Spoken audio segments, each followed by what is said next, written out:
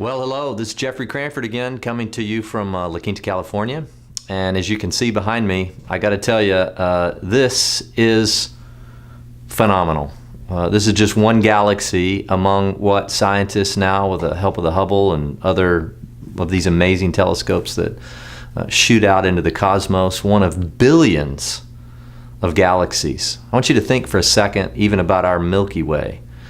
It would take you, just in our one little galaxy, the Milky Way, about 100,000 light years to get from one end of our galaxy to the other. 100,000 light years. Do you know how long that is?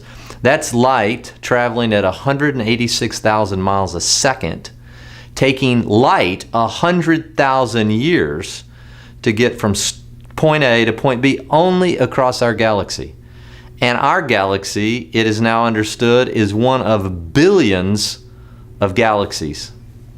How do you even reasonably think about that? It makes us feel so small. And now we have Earth within the context of our galaxy is seemingly so insignificant except for one startling and amazing fact.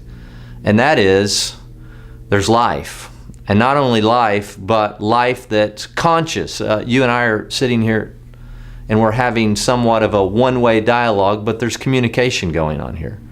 How do you deal with that? And then how do you bring that in line with what the Bible teaches? Now, I know that there are 1,000 different perspectives among the believing community about how long our Earth has been around. Is it a 6,000-year-old Earth? Is it a 3 billion year old Earth? Is the galaxy 14.8 billion years old or not? And I want to challenge you with something, especially as you may be part of a Links Fellowship and this question comes up.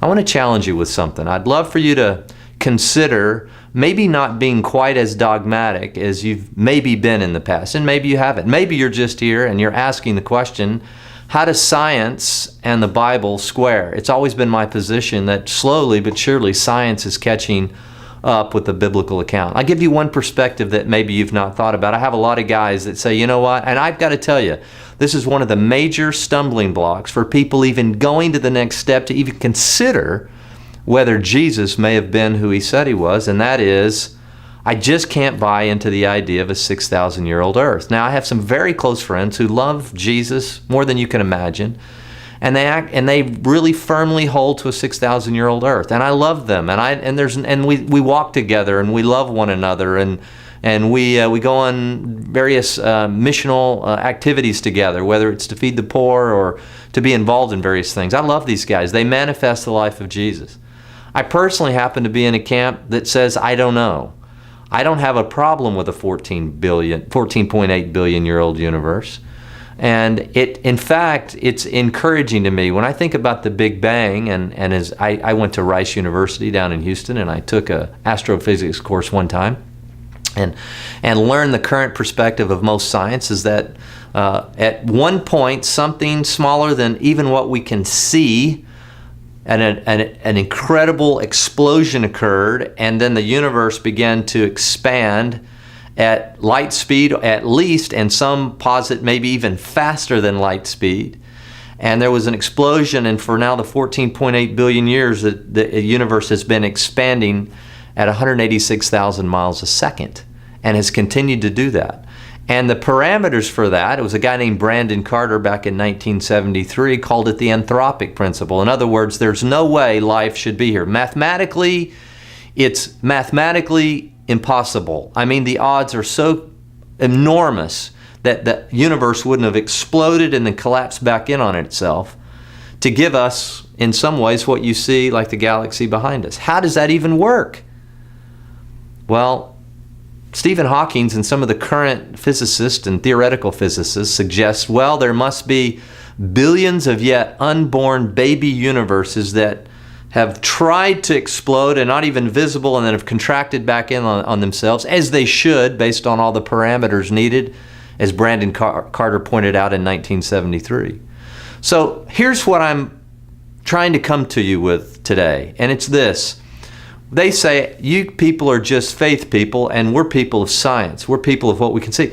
And yet even the idea of first cause and how our universe began demands such an incredible leap of faith to imagine that maybe there are billions of unborn universes that we can't see or ever prove that exist, at least haven't to this day, and they've collapsed back in on themselves. And then the one out of billions and billions that actually made it through this process of being mathematically impossible. It's kind of like winning a lottery, and yet a lottery that there, rather than billions of odds, there are trillions and trillions and trillions of odds against you actually winning that one time.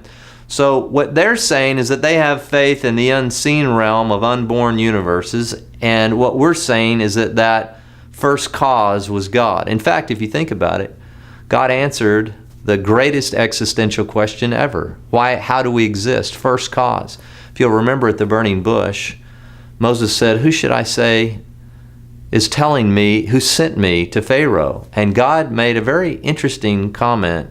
He says, "Tell them, I am sent you." What God is saying when he says I am, he's saying, as I am fundamentally in existence, always have been, I simply am. There is no cause before me. Nothing caused me. I have always existed and always will exist. And so first cause, a believer in Jesus, and he actually claimed to be God when he said in John 8, he said, I am. Before Abraham, I am, making a claim to divinity himself. He actually was making the claim that he was the first cause. He was the beginning.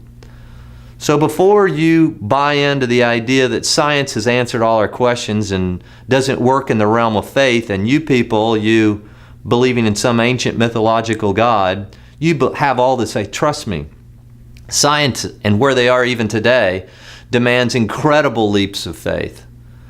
And that for me is compelling. So when you're doing your spiritual due diligence, when you're asking the questions, can I take a next step and explore what Jesus said about reality?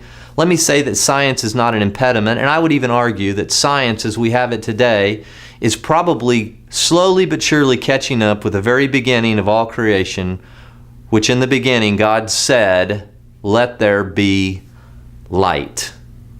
So anyway, one of the other questions that we'll continue to try to work through this little video series that we bring to you on your daily devotional periodically.